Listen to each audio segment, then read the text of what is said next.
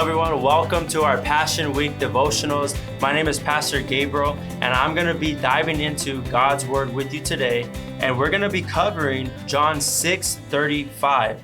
And I'm going to read this verse, and after I read the verse, I'm going to share some takeaways that I have from this verse with you. Let's go ahead and check this verse out.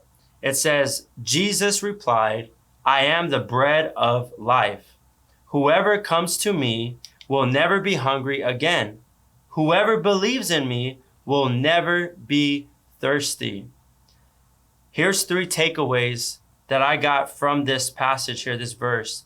The first takeaway that you see in this verse is Jesus isn't something that you add to your life. Jesus is who and what you live off. Jesus isn't something you add. He's what you live off. When Jesus says, I am, he's not offering help. He's saying, I am the source. I'm the source of your joy, of your peace, of everything that you need. I am. And he says bread, which is in the Greek artos, is food. And when he's saying, what he's saying when he's bringing in food into this example, he's saying, I am what you need. We need food to survive as people, right? We wake up, and every day we wake up, we need food. And what Jesus is saying is, I am what you need. Maybe you've thought you've needed all these other things to help maybe meet your spiritual needs, your physical needs. And what God is saying through Jesus is, I am the one that you really need. If Jesus isn't what you're living off, then something else is. If you're not living off of Jesus, you're living off of something else.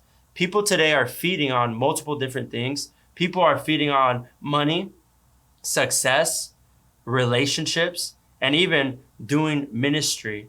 And they're still empty. And what he is saying is not that all those things are bad for you.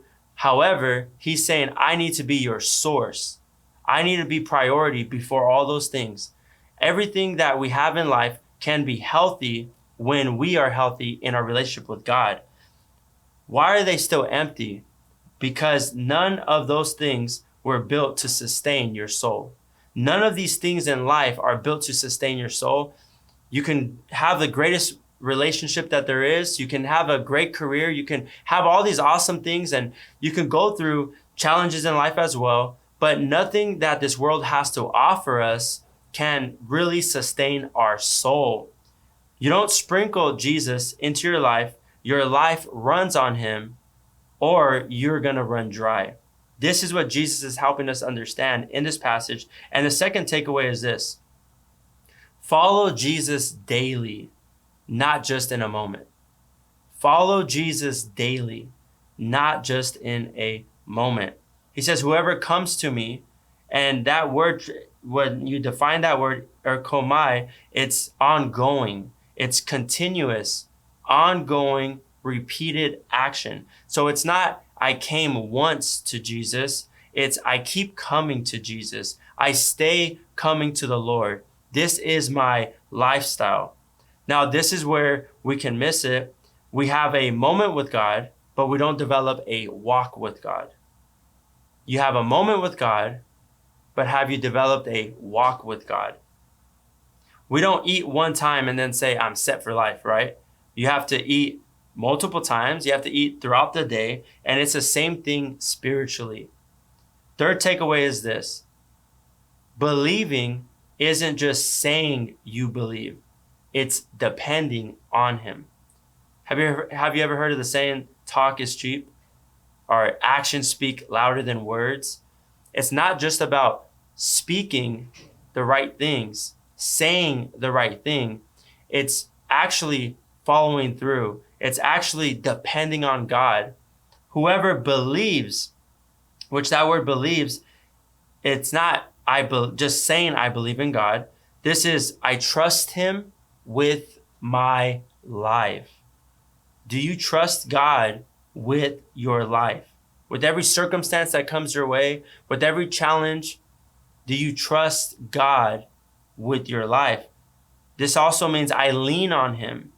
I depend on him.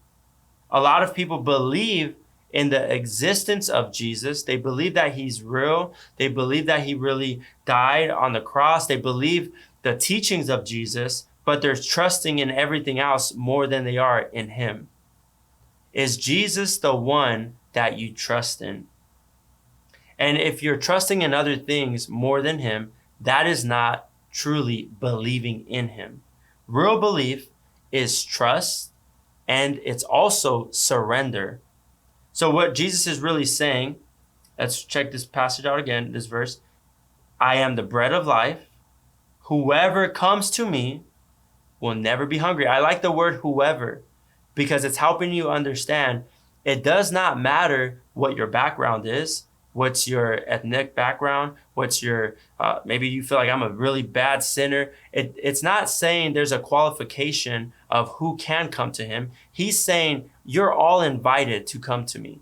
You're all invited to experience this bread of life. He says, whoever comes to me will never be hungry again. What he's saying is, I will truly satisfy you. Nothing else is going to satisfy you.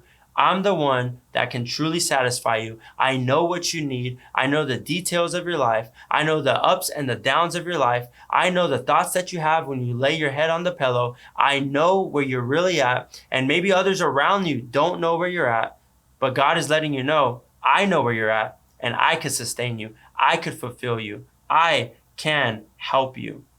And it says, whoever believes in me will never be thirsty. Will never be thirsty. So what Jesus is really saying is, you'll never hunger, you'll never thirst. He's not saying life gets easy. He's saying stop searching everywhere else to feel full, to be satisfied. We don't need to chase identity. We don't need to chase purpose or fulfillment anymore because we found that source. And if you never heard of it before, now you're hearing it today. Jesus is that source for you. I want to give you an action step today. Would you practice this today? Cut off one thing that you've been feeding on that's not filling you.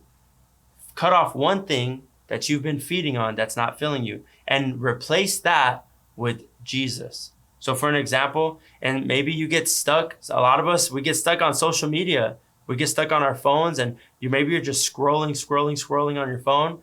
Instead of scrolling, take that time and get in God's word. Just practice it today. Just practice.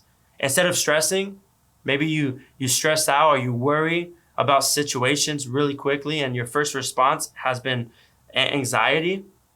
Pause and pray first. Just practice that today. I'm not telling you to do this every single day. I'm just saying practice it today. You know why? Because sometimes we want to change and we want to change totally. We want the full transformation. But you have to understand some of these changes that we want, they're going to take one day at a time. And instead of running to people, maybe many times you have a situation or a challenge on your hands and you just run to people. Maybe you don't run to God. Instead of running to someone, run to God, pray, and take time to hear God guide you in what you're dealing with. Don't overcomplicate it. Just come to God, come to him today, and be honest and be genuine about it. People are not empty because life is hard. People are empty because we've been feeding on the wrong thing. And what you see in this passage is Jesus isn't optional. Jesus is essential to life. Do me a favor as we close to this video today. Would you share this video with somebody that you believe that it will help and impact? Thank you guys so much for tuning in with me today. And would you do me a favor, tune in to the next devotionals this week at 6 a.m. And also, would you be sure to attend our Easter services, our Passion services all throughout this week. We'd love to see you there. Invite some friends, invite some family. Let's have the greatest Easter services that we've ever had. God bless you. I love you guys. Have a great rest of your day.